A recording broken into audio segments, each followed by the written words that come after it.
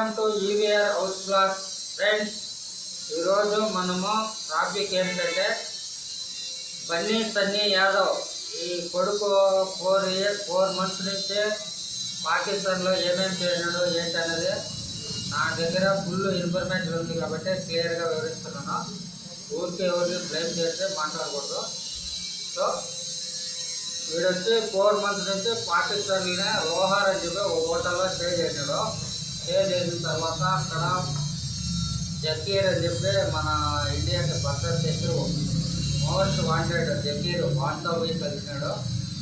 తర్వాత ఒక యూనివర్సిటీలో పోయి పాల్గొనడం జరిగింది. వీడు ఇంకా ఏమేమి చేశాడు ఏమన్నది ఇప్పుడు ప్రస్తుతానికి పోలీసు అదుపులో ఉన్నాడు.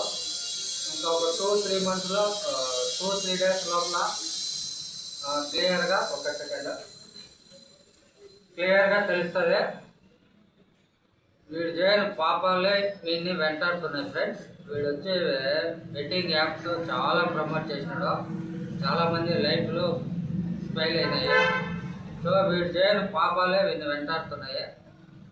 28 జనాల్లో పాకిస్తాన్ టెర్రరిస్టులు పట్టణ పెట్టుకుంటే అప్పుడు వీడు పాకిస్తాన్లో స్టే చేయడము.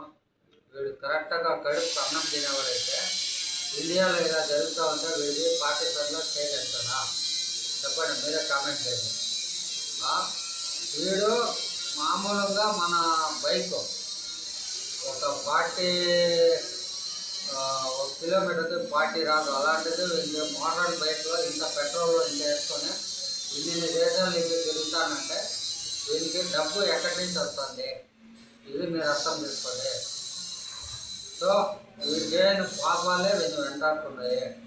పాకిస్తాన్లో ఇంకా ఎవరెవరిని కలిసినాడో ఎవరెవరితో లింకులు ఉన్నాయి అన్నది పోలీసులో 3 days నుంచే వీడు పోలీసు అదుపులో ఉన్నాడు. సో వీడేమి తప్పు చేయకుండా 3 days నుంచి 3 days నుంచి వీడు పోలీసు అదుపులో ఎందుకుంటాడు. సో వీడు ఏదైనా తప్పు చేసేటేనే ఇంకా పోలీసుల చేతిలో వీడు ఉన్నాడంటే సంథింగ్ వీరికి ఏదో లింక్స్ పాకిస్తాన్తో మాఫియాతో లింక్స్ ఉన్నాయి.